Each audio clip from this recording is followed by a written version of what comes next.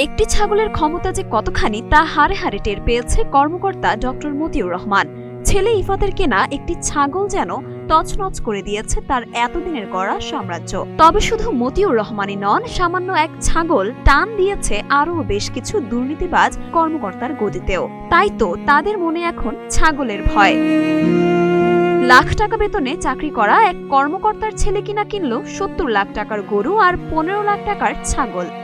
Sadiq agro থেকে কেনা সেই ছাগল তখন টক অব দ্য টাউন।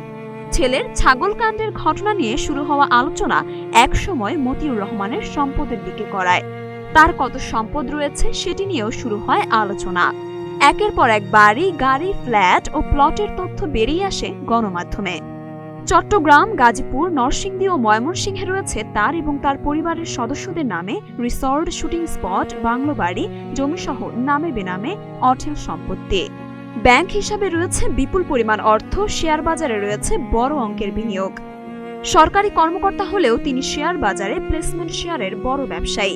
এত সম্পদ তিনি কিভাবে গড়েছেন তা নিয়েই মূল সমালোচনা হচ্ছে। প্রথম শ্রেণীর একজন কর্মকর্তার বিপুল পরিমাণ সম্পদের তথ্য সামনে আসার পর এসব সম্পদের উৎস নিয়ে দেখা দেয় নানা প্রশ্ন। এ কাণ্ডে বিব্রত অন্য সরকারি কর্মকর্তারাও।